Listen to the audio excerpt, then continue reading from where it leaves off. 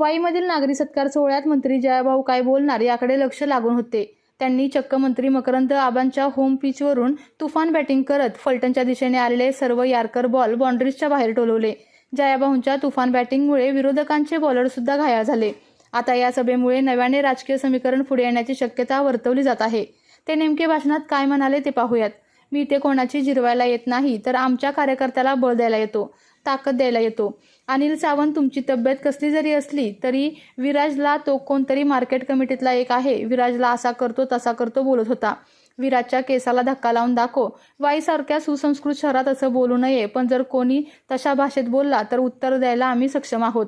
कोणाच्या पण नादाला लागा, पण आपल्या नादाला लागू नका. आपण कोणाच्या नादाला लागत नाही आणि आपल्या नादी लागला तर आम्ही सोडत नाही.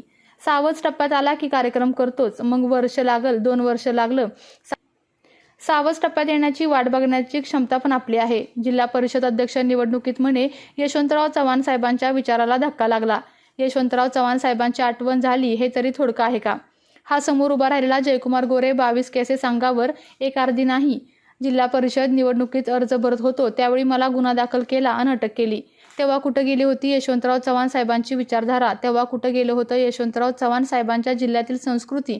पाठीमागे विधान परिषद निवडणूक झाली तेव्हा पराभव झाला. त्या पराभवाला एवढे उद्विग्न झाले की माझ्या म्हसवड शहराच्या नगरपालिका निवडणूक अगोदरच माझ्यावर गुन्हा दाखल केला.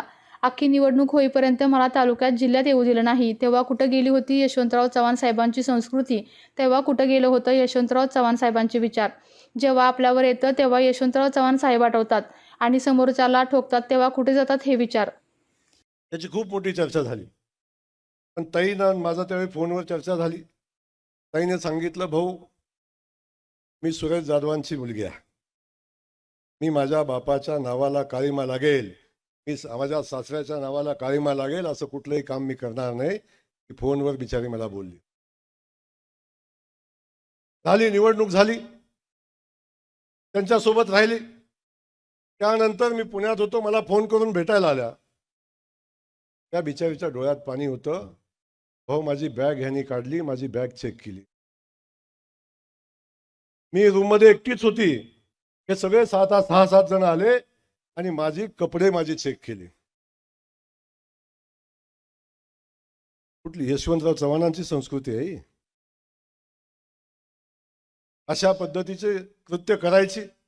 आता आणखीन बोलण्यासारखं मी बोलणार नाही, पण मी एवढंच सांगेन की त्यांनी जी भूमिका घेतली ते वाईट वाटतं. ती परिस्थिती निर्माण कोणी केली? कुणी निर्माण केली? या सगळ्या गोष्टीचा विचार झाला पाहिजे.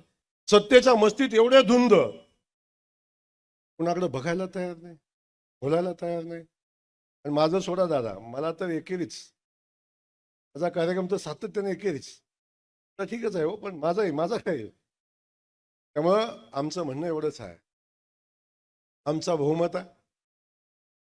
आता हे म्हणतात आमचं बहुमत नव्हतं. मला सांगा,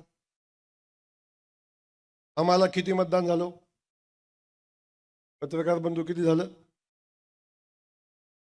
जिल्हा परिषदेमध्ये आमच्या ताईंना 33, बरोबर ना? ते 33 मतं पडली. म्हणजे ते आमची 2 उचलून नेली. ठीक आहे, 2 उचलून नेलेली मतं पकडा. ही संघ किती झाली? 2. किती? आणि आमची तरी पण जिंकत होतो आम्हीच ना.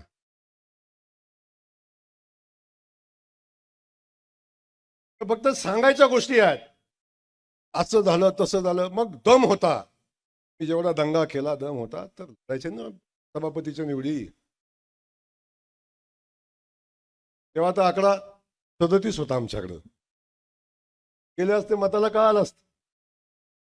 पण नको, आम्ही खोटं बोलतोय करू नये म्हणून हा विषय केला. पण आज तो विषय नाही. आता निवडणूक झालेली आहे, हे घडलं झालं, या सगळ्या गोष्टी आता गंगेला मिळाल्या. आता खऱ्या अर्थानं जबाबदारी आमची. केसाचं विराजला सांगितलं ना, बऱ्याच जणांनी सांगितलं विराजला, असं करतो तसा करतो. कोणतं आहे मार्केट कमिटीत काहीतरी करतो, म्हणला असा बघतो तसा बघतो. विराजच्या केसाला धक्का लावून दाखव.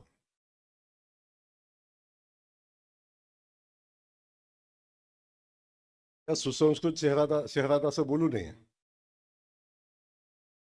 पण जर कोणी तशा भाषेत बोलला तर उत्तर द्यायला आम्ही सक्षम आहोत, ठेवा. कुणाच्याही नादाला लागा, आपल्या नादाला लागायचं.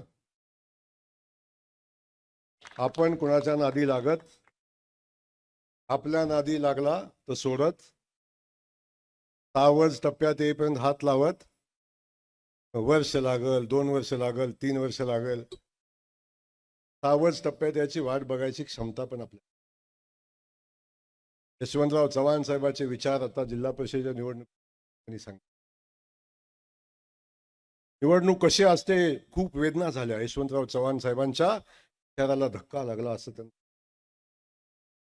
पण या निवडणुकीच्या माध्यमातून तरी यशवंतराव चव्हाण साहेबांची आठवण झाली, हे थोडकं आहे का? आता तरी आठवण झाली यशवंतराव चव्हाण साहेबांची.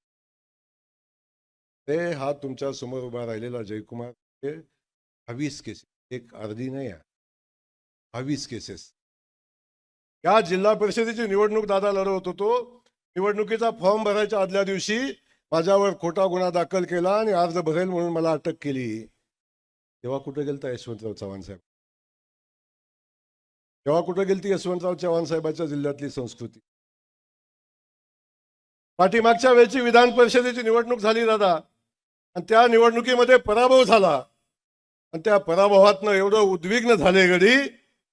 माझ्या मसवड शहराची नगरपालिकेची निवडणूक होती, 1 दिवस अगोदर निवडणूक होती. त्यावेळी माझ्यावर गुन्हा दाखल केला आणि मला अख्खी निवडणूक होईपर्यंत त्या मसवडला, माझ्या तालुक्यात, जिल्ह्यात येऊ दिलं नाही. तेव्हा कुठे गेलती यशवंतराव चव्हाण साहेबांची संस्कृती? तेव्हा कुठे गेलते यशवंतराव चव्हाण साहेबांचे विचार? तेव्हा आपल्यावर येतं तेव्हा यशवंतराव आठवतात, आणि समोरच्याला जाऊन ठोकतात तेव्हा कुठं जातात विचार? हे एकदा झालं नाही. आता मी मंत्री झालो. मंत्री झाल्यावर ज्या पद्धतीने जयकुमार गोरेला अडचणीत आणण्याचा प्रयत्न केला, हा विचार यशवंतराव चव्हाण साहेबांचा आहे. एका सामान्य कुटुंबातलं पोरग जेव्हा 4 वर्ष संघर्ष करून 4 वेळा आमदार झालं आणि या जिल्ह्याचा एक सुपुत्र राज्याचा ग्रामविकास मंत्री झाला, तेव्हा त्याचं मंत्रीपद घालवायला आपण काय काय उद्योग केले, कुणाकुणाला पेच घालायला लावल्या आणि काय काय भानगडी करायला लावल्या. तेव्हा कुठे गेलती नीतिमत्ता? आणि ज्यांनी हे सगळं केलं दादा, त्यांनी हे सगळं करायला भाग पाडलं. केस झाली, ट्रॅप झाला, पैसे घेतले, सगळं केलं, आणि त्यांनी जेव्हा कबूल केलं की आम्हाला हे कुणी करायला लावलं, तेव्हा वाचवायला त्यांनी केलं. त्याला वाचवायला याच तालुक्याचे आमदार, याच तालुक्याचे मंत्री मुख्यमंत्र्याकडे घेऊन गेले. तेव्हा कुठे गेलती संस्कृती? तेव्हा कुठे गेलती नीतिमत्ता? आपल्या तालुक्यातील जिल्ह्यातील बातम्या सर्वप्रथम पाहण्यासाठी आजच सातारा न्यूजला YouTube चॅनलवर सबस्क्राईब करा, लाईक करा, शेअर करा आणि बेल आयकॉन प्रेस करायला विसरू नका.